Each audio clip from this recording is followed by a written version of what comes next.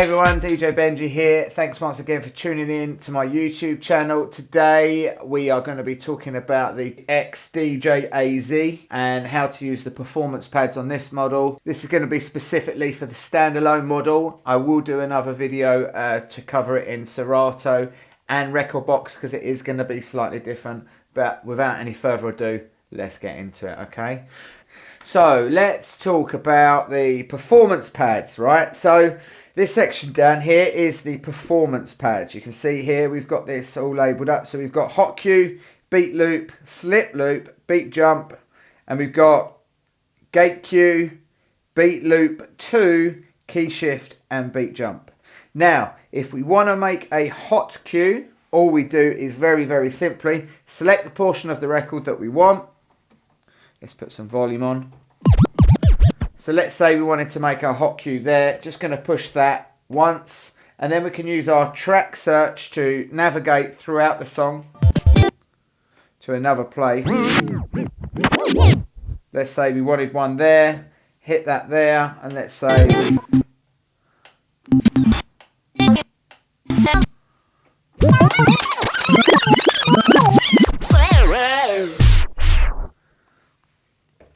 there we go, and we might want another one on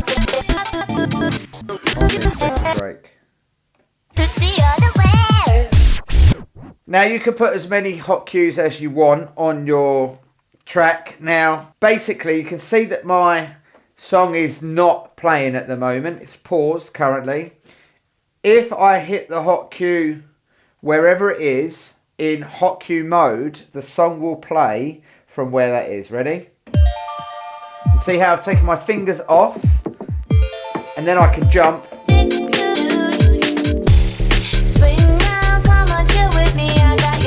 I can jump throughout the song and the song will continue to play from each hot cue that I press. Now, the difference, if I change it to gate cue by pressing shift and the hot cue button again, see how it's turned yellow? And then now, because my song is stopped, when I use gate cue, you can see when I press the button, however long I press the hot cue button, the song will play for that amount of time. And when I take my finger off, it stops. Swing round, come on, chill with me. Swing round, come on, chill with me. Got it? Okay, so if I have the play button played, if I push play, it will play. If you've got a very slight delay on your hot cues, this is because you have your quantize button here. If I turn this off, we can push it as fast as we like, okay? So let's move on to beat loop, which is this one here. Now what I want you to do is I want you to pay specific attention when I push that shift mode twice. See, if I push shift mode twice, you can see how it's showing my instructions for my beat loop right here, right? So, and these pads, this pad here will correspond with the quarter note, this one will correspond with the half note, and this one will correspond with the one here. So if I wanted to make a quarter beat loop, let me play the song. Swing.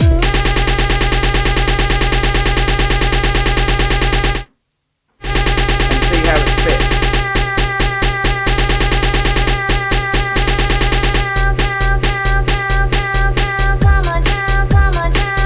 And you can see that those divisions are the same. So this is a quarter beat loop. Half beat.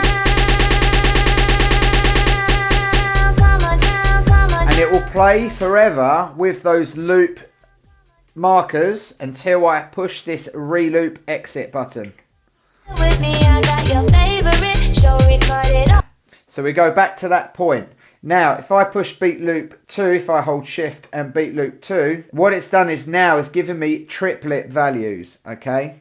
So, whereas before we had quarter note divisions, so like quarter, half, whole beat, etc. This time it's given me triplet divisions. So it's given me 3, quarters, 1, and 3 seconds and a 3. So I'll give you a demo of that.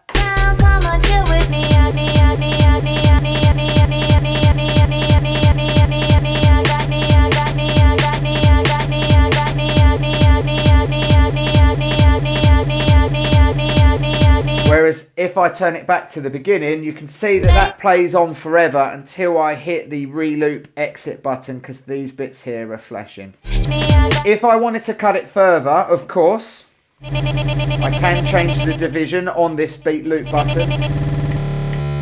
And we covered that in the beat loop section. And if you want to check that looping section out of my video, go to that one, because there is a link in the description, all right? Anyway, so we're going to exit that loop. We go back to our cue point. So next we have slip loop. Now the difference between beat loop and slip loop, when we had beat loop on, you could see that that played from where the cue point was, if that makes sense. So we made the beat loop wherever that beat loop started. Let's say we done this one here. If I exit, it will start from this point of the song. See? So now with the slip loop, the difference to the beat loop is it played from the point of where the loop ended, if that makes sense. Slip loop, my song will play continuously in the background. So no matter how long I hold down my beat division, the song will continue to play. So this is now playing. If I went here, look, to create a small loop, and remember your divisions of your loop are displayed. If you want to get that display, just push that shift button twice. Too much. And then it will bring up your display again. So if I wanted to... So as I hold that down,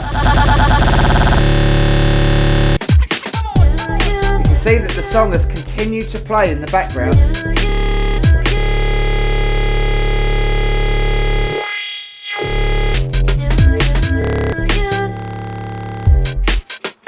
So the song continues to play in the background with that split loop on. Right, so next thing is the key shift. Providing that your songs are analysed in Rekordbox, you can see that we've got the key sync, semitone up, +7, +12, key reset, semitone down, -5 and -12, which is exactly the same display that we have here, right? So if we go key reset, which is this one here, it puts the song back to its original key. If we go semitone up, let's say the song, for example, was in A minor, then it will put it a semitone up. So let's give you an example of that. So if I push this button here when the song is playing. Swing round, come on, chill with me. I got your favorite show recorded on my CD. See how it's gone all chipmunky? And obviously if I push the semitone down button, this one here, because we've got semitone down that you can also see there, it will bring it down. Too much. You just need to pick up, then we can link up. Don't think about it too much. And if we don't like it, just hit that key reset, which takes it back to the original thing, right? Let's say we wanted to go up 7 semitones, up to a perfect 5th. We just push this one here, which is +7.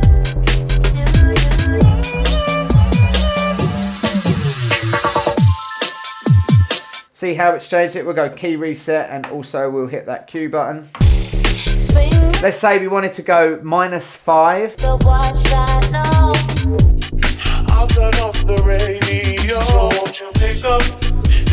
So it's almost giving it like, you know, those deep house sort of, or slowed down vocals, yeah? And of course we got the +12 and -12. These are, if you wanted to take it up an octave, we'd go +12.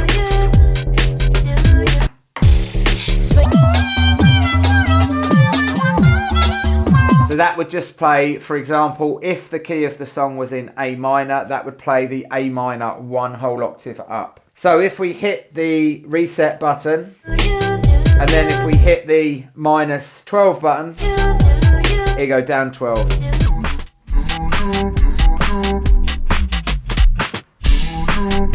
We'll just go reset to take it back to its original one, right? Now next one is beat jump, and this is a really handy feature. You can also access the beat jump controls from here, and this will just basically, depending on your value which you have here, you can push shift and then you can change, see how that's changed that to 8. So if I push shift and then beat jump up or down, now we've got it on 16 beats, 32 beats, 64 beats, etc. right?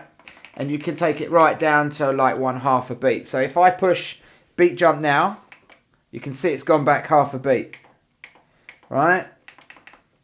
Because we haven't got the song playing, right? Now let's say we use the beat jump controls here on the performance pad. So we've got beat jump 1, and if we push shift, we've got beat jump 2. Now these are just for different values of your beat jump. So this is like a fast access beat jump control. Now we've got beat jump activated. If we play the song, this will demonstrate it can go forward or backwards in the song, right? Swing round, come on, chill with me. So if I push 1/2 a beat, you see, if I push 1/2 a beat, it will jump forward 1/2 a beat in the song.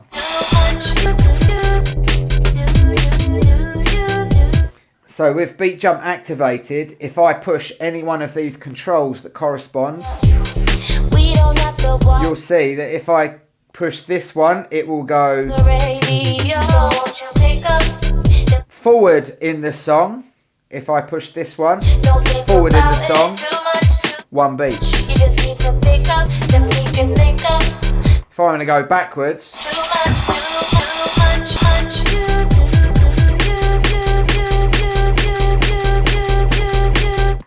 you see that? It just go back 1 beat. If I want to go back 2 beats, I can push this one.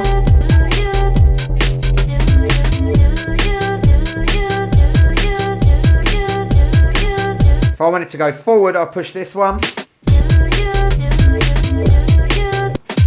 And if I want it to go backwards 4,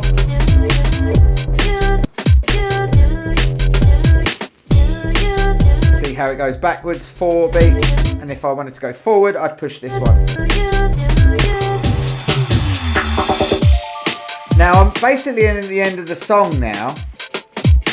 Let's say I wanted to rewind a little bit. If I push the beat jump again, I've now got longer values. So if I wanted to go back 64 beats, for example, I'd push this one.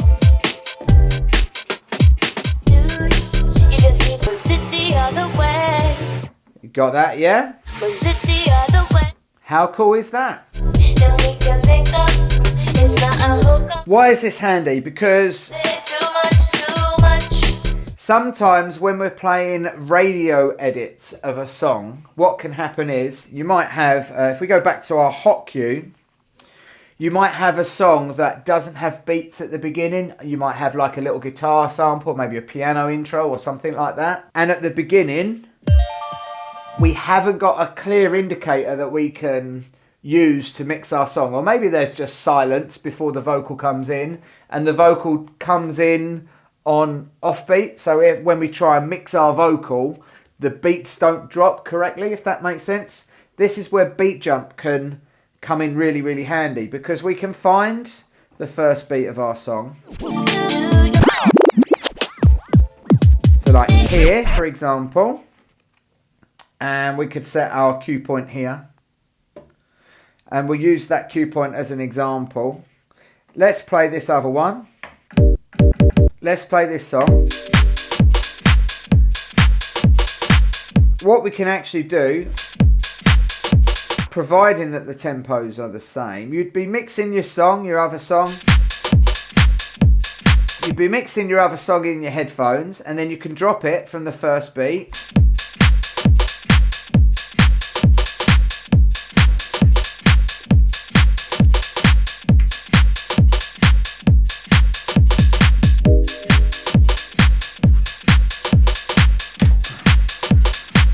So now we know that our songs are matched, and let's say there was silence at the beginning. And you know it's mixed in, right?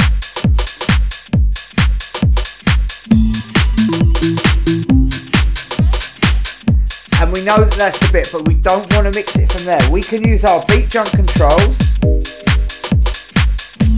and we can drop back 64 beats, for example. Using the beat jump, we can make the song shift back in time, so when the beats drop, they will drop on time.